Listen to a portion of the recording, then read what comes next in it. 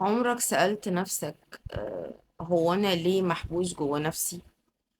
يعني بتبقى عارف بالورقة والقلم المفروض تعمل ايه وما بتعملوش. عارف ان انت محتاج تذاكر ما بتذاكرش. عارف انك لازم تسعى على اكل عيشك، قاعد ما بتعملش حاجة. عارف ان انت لازم تلتزم بالصلاة، بتصلي سطر وتفوت سطرين تلاتة.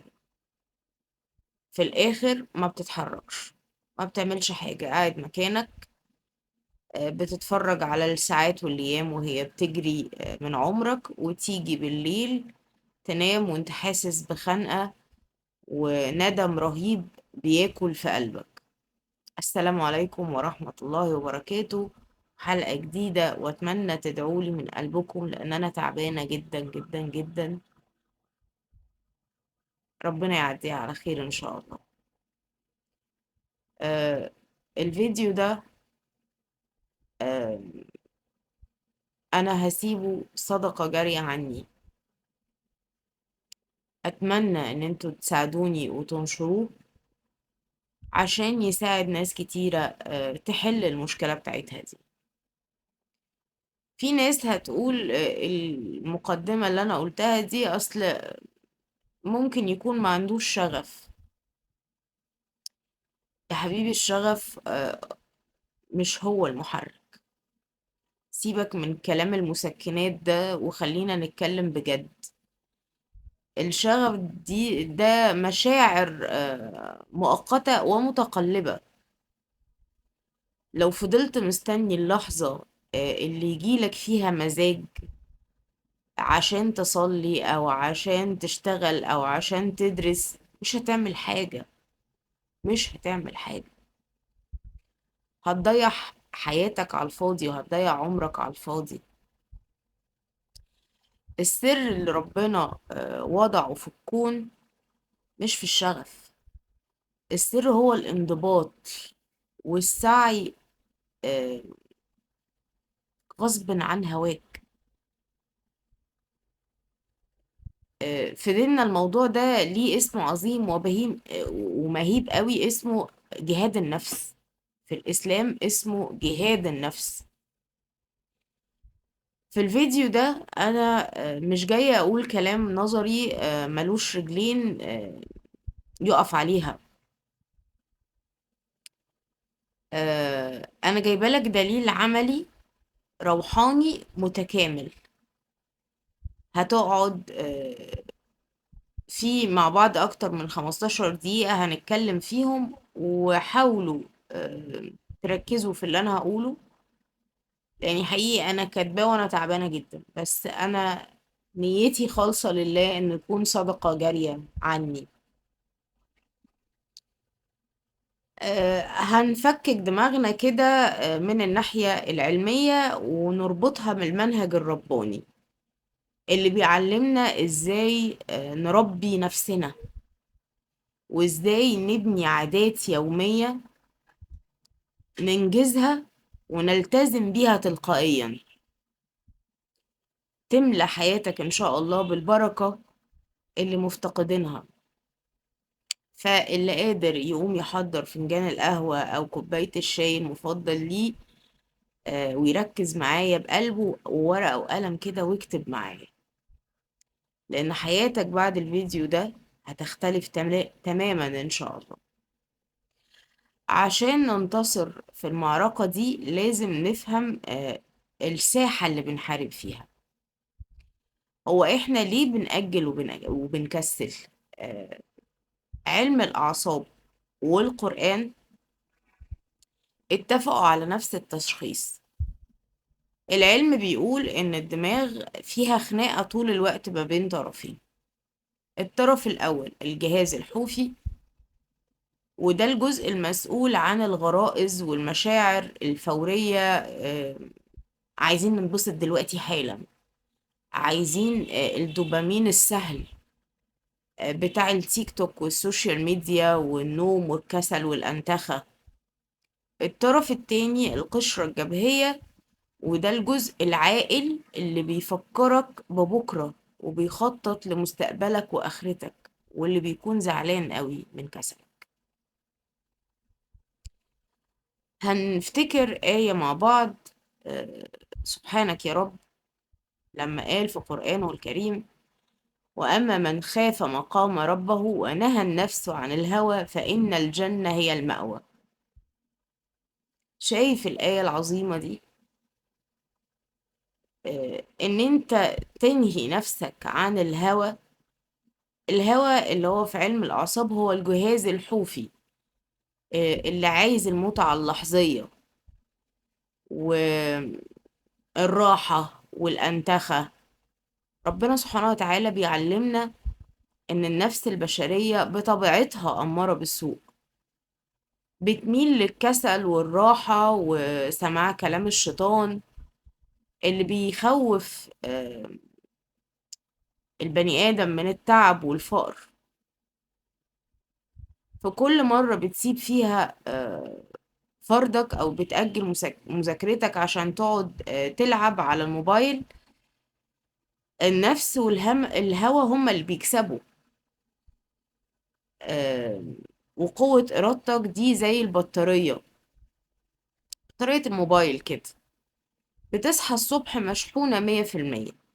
مع الضغوطات والقرارات اللي بتفضي فيها آه،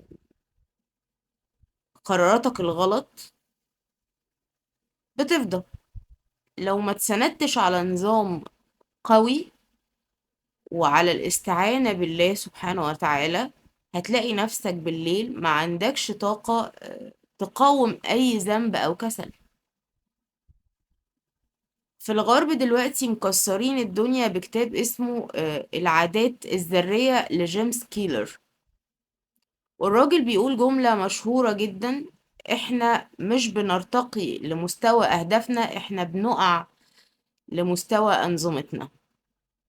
يعني ايه؟ يعني الهدف مجرد أمنيات، لكن النظام اليومي بتاعك هو اللي بيوصلك. هتوصل لأمنياتك وأحلامك ولا هتقع؟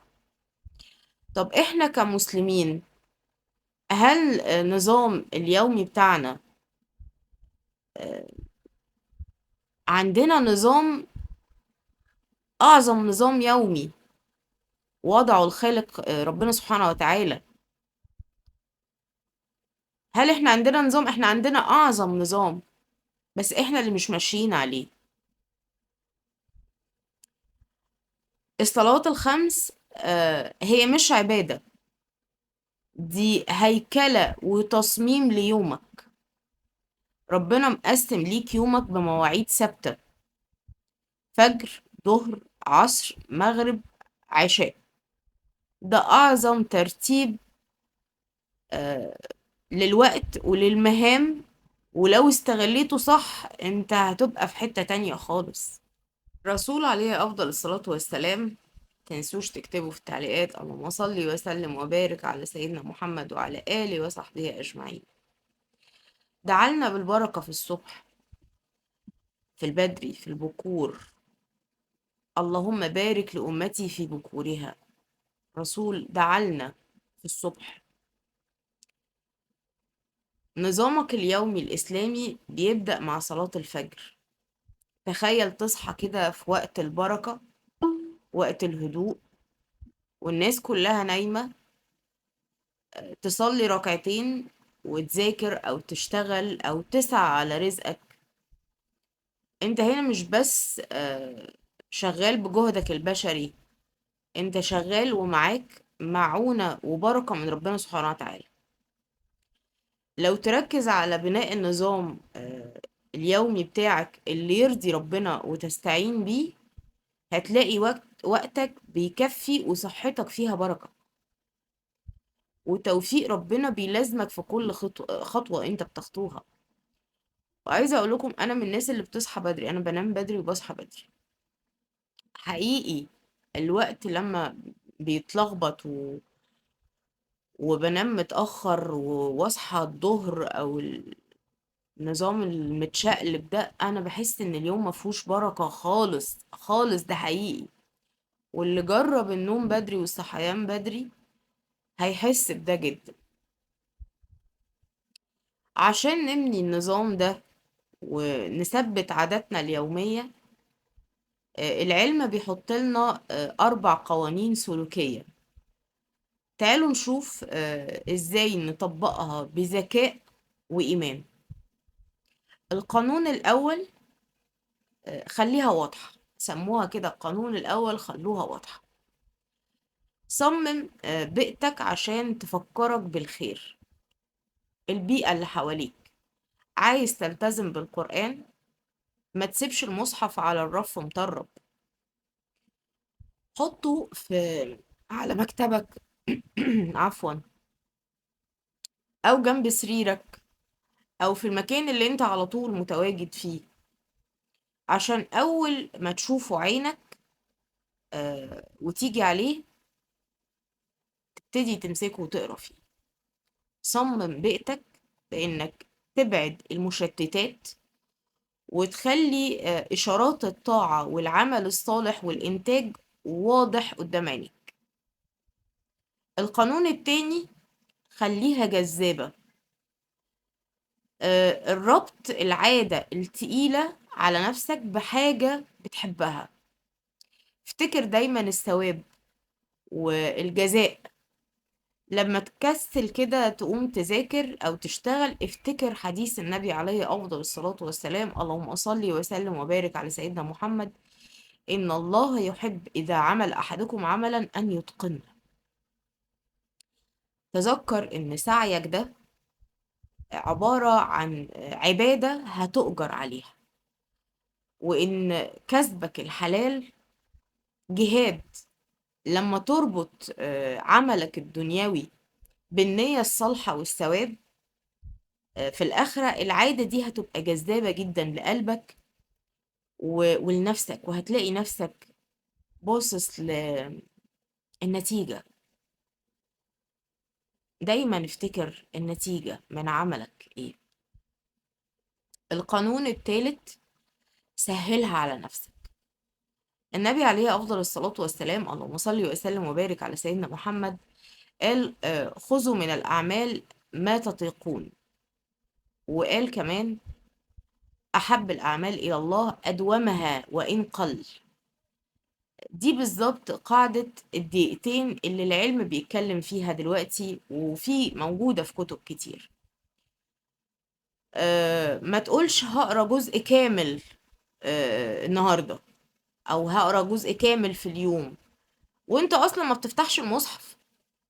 يعني ابدأ بصفحة واحدة بس كل يوم بعد الفجر مثلا. يعني لو أنا هصلي الفجر وهقرأ صفحة واحدة، لكن ما تقولش أنا هقرا جزء كامل في اليوم وانت ما بتقراش أصلا. ما تقولش هصلي قيام الليل ساعتين، ابدأ بركعتين يعني قبل ما تنام.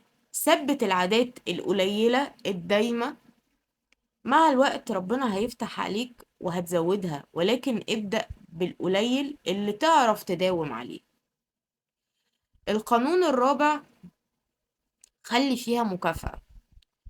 يعني اشكر ربنا بعد كل طاعة وكل إنجاز. ربنا سبحانه وتعالى بيقول: ولئن شكرتم لأزيدنكم.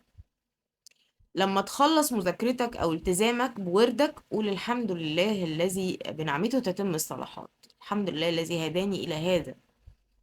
وكافئ نفسك بحاجة بتحبها، شوكولاتة صغنططة، آم، حاجة بتفرح بيها. فرح نفسك، حتى لو كلمة شكر لنفسك. شجع نفسك: شاطر، أنا شاطرة، هعمل ده تاني إن شاء الله، بكرة هكون أحسن. آم، تتبع عاداتك في نوتة كده، وبتشوف إنجازاتك، وافرح بربنا سبحانه وتعالى وبرحمته بيك. تتبعها دايما كده في نوتة. عاوزة اقول لكم على حاجة كمان من قلبي: احنا بشر مش ملايكة. طبيعي جدا هيجيلك وقت وتكسل، وهيجيلك وقت وتقع في ذنب او تفوت يوم واتنين وتلاتة. آه الشيطان في اللحظة دي بيستلمك بقى، بيجيلك من باب اليأس. ويقعد بقى يوزوز كده زي الناموسة الرخمة: انت فاشل، انت منافق، مفيش فايدة فيك. سيبك بقى من الصلاة والالتزام والسعي وده كله.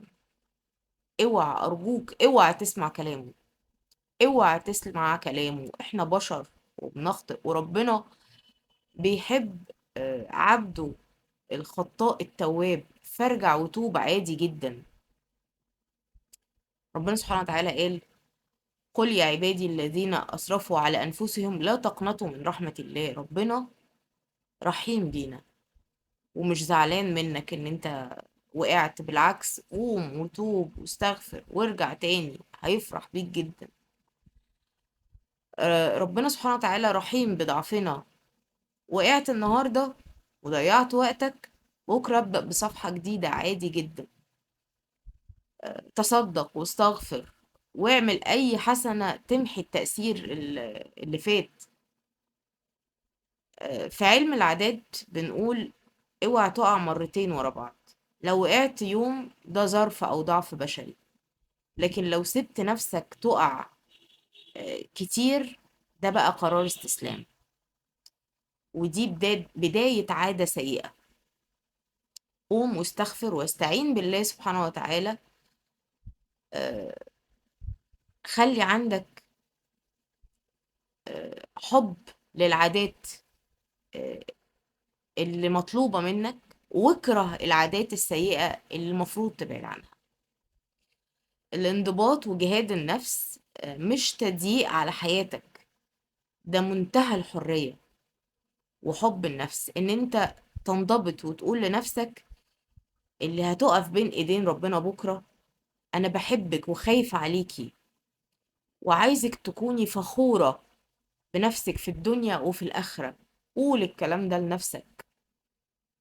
النهاردة قدامك فرصة تاخد خطوة حقيقية، وابدأ واستعين بالله سبحانه وتعالى. دلوقتي خلص الفيديو، أتمنى يكون عجبكم. تنزلوا بقى في الفيديوهات تكتبولي